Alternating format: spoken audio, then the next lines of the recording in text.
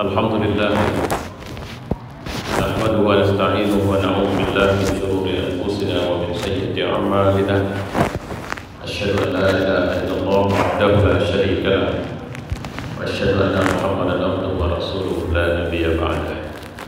Allahumma shalli wa sallim ala nabiyyina wa habibina wa qudwatina Muhammad wa ala alihi wa sahbihi ajma'in. Fa ya ibadallahi ittaqullah. وقال الله في القرآن أعوذ بالله من الشيطان الرجيم بسم الله الرحمن الرحيم وما خلقت الجن والإنس إلا ليعبدون. Aku tidak menciptakan jin dan manusia kecuali supaya mereka menyembahku. Ma uridu minhum min rizq wa ma uridu ay yut'imun. Aku tidak menghendaki supaya mereka kasih aku rezeki, dan aku juga tidak minta makan sama mereka. Innallaha huwar razzaqu dzul quwwatil matin. Sesungguhnya Allah itu pemberi rezeki. Dia memiliki semua kekuatan yang kokoh. Shadaqallah. Wa qala Rasulullah sallallahu alaihi wasallam. An Anas bin Malik qala Rasulullah sallallahu alaihi wasallam, "Man kanat al-akhiratu hammahu, ja'ala Allahu ghinahu fi qalbihi. وجمع له شمله وأتته الدنيا وهي راغمة ومن كانت الدنيا همه جعل الله فقره بين عينيه وفرق بعينيه شمله ولم يأته من الدنيا إلا ما قدر له." Riwayat Anas bin Malik, Rasulullah bersabda, barang siapa yang motif hidupnya itu untuk menggapai akhirat, maka Allah akan memberikan kecukupan dalam hatinya dan akan disatukan keinginannya yang bercerai-berai. Dunia pun akan diperolehnya dan hina di depannya. Barang siapa yang motifnya adalah menggapai dunia, maka Allah akan menjadikan dia tidak pernah cukup dalam kehidupannya, dan kemudian akan cerai-berailah semua keinginannya, dan tidak ada yang datang kepada dunia kecuali memang yang sudah ditetapkan untuknya. Sadaqallah wa sadaqa Rasulullah wa ba'du. Jemaah yang mulia, tadi pagi saya diminta untuk memberi satu tausiah via Zoom di satu majelis taklim. Materinya adalah konsisten dengan tujuan hidup dunia dan akhirat. Kajian ini menginspirasi saya untuk kemudian menjadikan ini bahan khutbah pada siang ini. Persoalannya adalah ketika judul itu menarik sama saya, konsisten dengan tujuan dunia dan akhirat. Saya mengawali dengan pertanyaan, apa rupanya tujuan hidup kalian dunia dan akhirat sampai kalian harus konsisten dengan itu? Masalahnya adalah tidak sedikit manusia yang tidak tahu dia mau ngapain dalam kehidupan dunia, dan dia tidak mengerti apa yang harus dia lakukan untuk akhiratnya. Bagi dia hidup itu seperti pergiliran siang dan malam saja. Siang matahari terbit, malam matahari terbenam, kadang ada rembulan, sudah itu saja. Keluar dari rumah, mohon maaf saya mirip seperti ternak juga yang keluar cari makan, habis itu pulang ke rumah. Bahkan tidak sedikit yang lebih jahat dari binatang. Dia bukan cari makan, tapi membunuh orang, ambil harta orang, bawa pulang, yang ternyata dibawa pulang bukan untuk jadi makan, tapi ditumpuk. Kemudian dibuat pengumuman kepada orang bahwa saya sudah punya properti di sana, saya sudah punya duit di sini, saya sudah ramai di sini, dan wah, saya sudah sukses. Nah, ini yang kemudian akhirnya ketika dia sampai pada titik sukses, seharusnya dia orang yang paling bahagia. Ternyata tidak, dia tidak berhenti, dia terus mencari dan menumpuk, mencari dan menumpuk. Seorang artis, saya ingat sekali dan saya pikir kita semua tahu, kemarin ketangkap tangan atau tertangkap narkoba. Salah. Fisiknya, saya pikir wanita menginginkan punya fisik seperti itu. Kaya, bahkan dia punya suami orang kaya raya, suami istri ditangkap.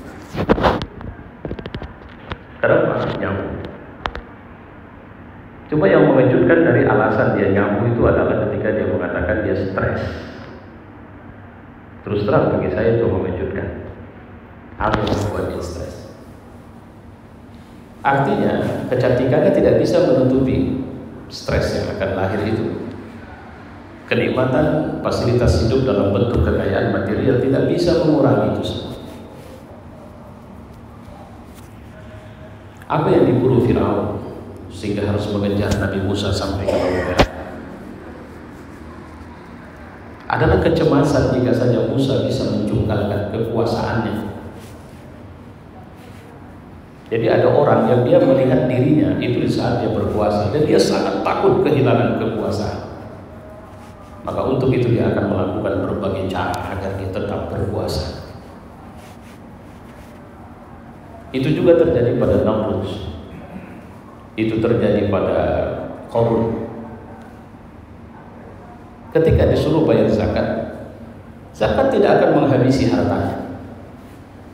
Tapi dia mengukur orang lain dengan dirinya. Kenapa kau harus memberi kepada orang yang malas dan miskin itu? Saya tidak mau bayar zakat. Sebenarnya persoalannya bukan dia tidak mau memberi, tapi dia takut sekali terkurangi capaian atau perolehan itu.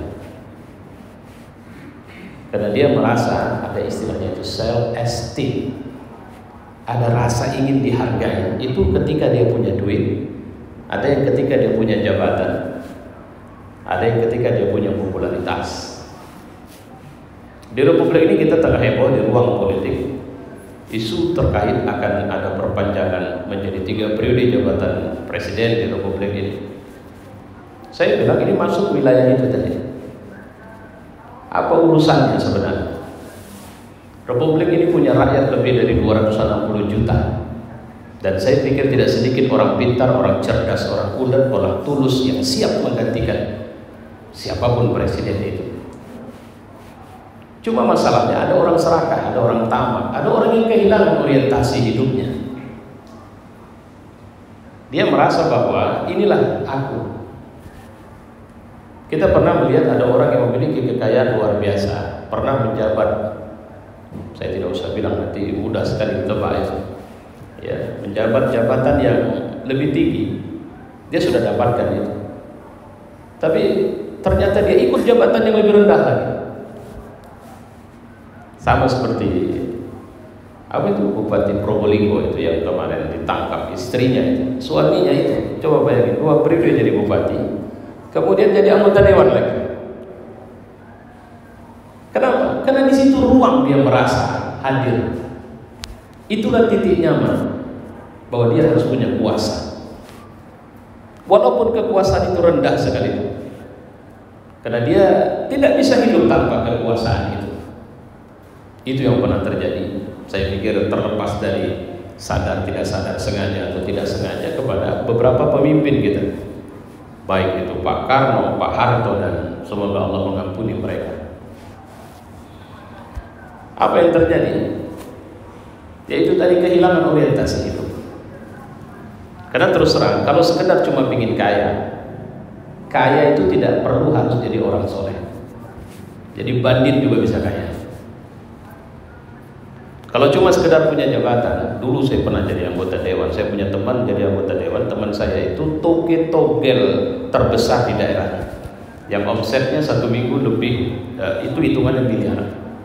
Modal dia untuk masuk dewan itu jejaring dia di situ. Jadi nggak perlu jadi orang baik, nggak perlu takwa. Udah nggak usah eksploitasi masjid kalau cuma sekedar punya jabatan politik. Karena kalau akan ketahuan orang yang orientasinya duniawi itu adalah ketika dia punya kepentingan politik, mau pilkada, mau pilpres, mau pileg, ya datangi masjid, datangi ulama, cium tangan, cium kaki, semua dia buat. Karena dia sebenarnya tidak menghormati itu. Dia sedang memuja, dan syariat dari kekuasaan adalah lakukan segalanya agar kau bisa dapat itu. Maaf cakap, setan hantu belau pun didatangi untuk minta tolong. Kira-kira begitu. Itu kalau orientasinya adalah harta, jabatan, atau popularitas. Tidak sedikit kalau popularitas kita lihatlah di dunia artis, telanjang pun mereka mau, kira-kira begitu, untuk bagaimana mereka populer. Tapi benarkah ini? Jawabannya sebenarnya di semua ruang jabatan, kekayaan, popularitas itu tadi kesenangan hidup. Ada satu titik yang sebenarnya semua kita sepakat dan kita butuh itu, dan ternyata itu tidak membutuhkan kita harus kaya dulu, kita harus punya jabatan dulu, kita harus populer dulu. Apa itu? Nyaman, bahagia, tenang. Itu dia. Kenapa tidak sedikit orang yang tidak betah di masjid? Karena memang ini bukan titik nyaman dia. Kenapa kalau dinasihati orang tidak bisa tenang? Kenapa? Karena memang itu tidak titik nyaman dia. Titik nyaman dia ketika dia pergi ke dugem. Tapi tetap saja dia tidak bisa mendapatkan ketenangan itu. Maka akan terjadi kecanduan, ketergantungan di situ. Allah mengajari kita untuk mengucapkan Rabbana atina fid dunya hasanah wa fil akhirati hasanah wa qina adzabannar. Wahai Tuhan, aku minta kepadamu bahagia dunia dan akhirat. Kalau boleh kita katakan, ini tidak bisa didapat kecuali ayat yang tadi, Az-Zariyat di mana? Wa ma khalaqtul jinna wal insa illa liya'budun. Bangunkanlah kesadaran bahwa kau adalah budak. Kau orang suruhan. Di level ekonomi manapun, di level politik manapun, kau cuma suruhan. Siapa? Tuhan. Dan jangan lupa, Tuhan tidak pernah menyuruh orang gagal untuk menyertainya, untuk join sama dia. Allah itu menyuruh kita untuk sukses. Orang masuk surga itu orang sukses. Sukses melakukan pengendalian diri. Orang masuk surga itu adalah orang sukses. Sukses untuk tetap taat sama Allah. Saya sering kali mengatakan sekarang begini, untuk mengukur kita yang paling sederhana, sukses itu pertama menyembah yang benar. Kita sudah sampai pada tahap cinta. Cinta sama siapa? Sama Allah. Nah sekarang kita ini sudah tahap cinta belum? Indikatornya sederhana. Sholat tahajud tiap malam, sholat wajibnya di awal waktu dalam jamaah. Tidak mungkin seorang pecinta akan menghindari pertemuan-pertemuan penting dengan Allah. Kira-kira begitu. Kalau kelas kita masih wajar apa gitu, enggak usah bicara cinta Allah. Kau sedang belajar atau seperti anak kecil, cinta enggak? Cinta. Tapi tidak tahu apa konsekuensi dari cinta. Itu masih bicara tentang ibadah. Belum lagi kesulitan. Masih mampukah kau istiqomah di saat untuk mempertahankan cintamu kepada Allah ini kau disakiti? Kelas kita ini masih minta teman banyak-banyak minta ampun sama Allah. Nah jemaah yang mulia, saya ingin sampaikan hadis yang tadi saya baca itu menarik itu hadis. Jadi sebenarnya orientasi hidup kalau akhirat itu apa? Saya senang puncaknya surga. Jadi kalau mau dibilang jika menginginkan surga Allah maka bangunlah hammah. Kalau bahasa hammah, himmah, cita-cita, ambisi, passion, passion kita. Nah, saya pakai bahasa kita. Gairah yang mendorong kita untuk berbuat itu adalah akhirat, cinta kepada Allah, surga. Nah orang yang begini kata Nabi itu akan qanaah. Dia hanya mengambil yang hak dia tidak akan jadi manusia zalim. Enggak ada. Dan kedua yang diterangkan oleh Nabi, dunia itu keinginan yang bercerai-berai, aktivitas yang bercerai-berai itu akan menyatu karena satu niat. Saya CEO sebuah perusahaan besar. Ketika saya keluar dari atas ke bawah misalnya, dan di situ ada security, saya akan sapa. Apa kabarmu? Bagaimana anakmu yang nomor sekian kemarin? Sudah jadi bayar uang sekolahnya? Sudah dibayar kan? Kemarin kau mengeluh itu kan? Nah, nanti kalau ada masalah datang, jangan takut. Saya tidak punya penghalang antara saya dengan security perusahaan saya. Kenapa? Karena saya melihat di situ ada poin pahala. Maka saya tidak mau meninggalkan semua poin pahala dimanapun itu. Itu yang dimaksud bercerai-berai. Jadi menyatu. Tidak ada satu aktivitas yang tidak ada poin pahalanya sama dia. Kenapa? Karena cita-citanya akhirat. Tapi kalau orang yang cita-citanya dunia, saya pernah ketemu teman saya yang pimpinannya teman saya. Jadi ada dua orang teman.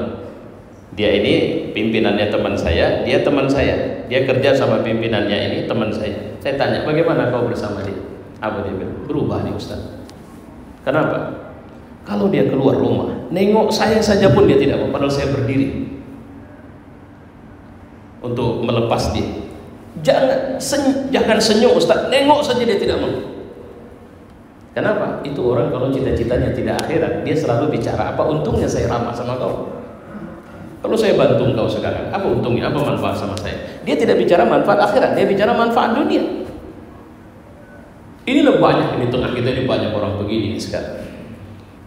Saya mohon maaf, terkadang satu waktu saya ada sedikit, kalau boleh bahasa yang vulgar, nakal sama orang. Saya cek dia berapa, tapi ini biasanya kalau orang yang selalu bicara, aku sudah cukup mapan begini begitu, kekayaanku sekian, oke saya tes. Saya pernah itu tes satu orang. Oh, jadi Bapak kalau nyumbang ke sana itu sekian ya, oke baik. Saya bilang sama teman saya, tolong antarkan proposal saya sama dia. Saya mau lihat berapa dia sanggup kasih sama saya. Karena kalau ini cerita itu bisnis dalam rangka pelicin, dia antar ke sana sekian, antar ke sini sekian. Nih pelicin tuh masuk surga, ini saya kasih jalan sama dia. Bilangkan sama dia. Dan bahkan saya siap ngantar proposal lebih besar dan keuntungannya untuk dia semua. Tapi tidak di dunia, di akhirat. Ketika akhirnya dia kasih, saya cuma tersenyum. Kenapa? Angka yang luar biasa yang dia sering sebut atau yang saya sering dengar ternyata tidak seperti itu. Kenapa? Itu masalah cita-cita kita, masalah tujuan kita. Maka nggak usah stres melihat ada orang yang habis-habisan mempertahankan kekuasaan, jabatan, harta dan sebagainya. Itu kenapa terjadi? Jawabannya, dia tidak punya cita-cita akhirat. Dan orang seperti ini walaupun melakukan amal-amal penghuni atau penghuni surga, dia tidak akan masuk surga. Kenapa? Karena dia tidak melakukannya karena Allah. Fa'tabiru ya ulil absar.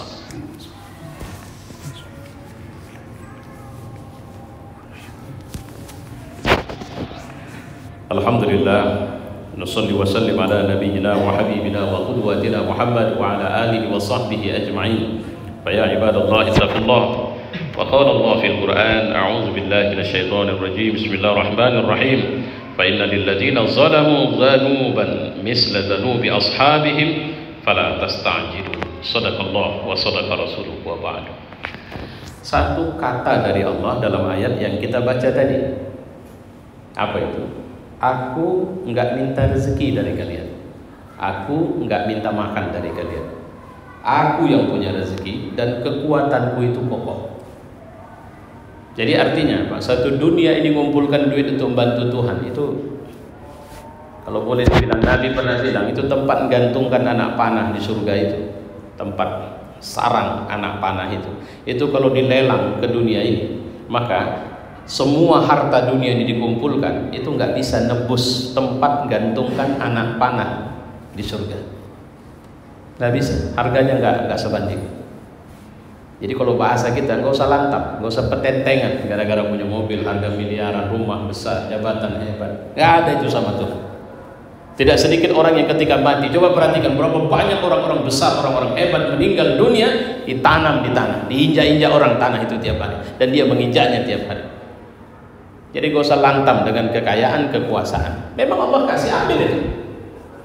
Pasna' ma syi'ta, ambil sukamu.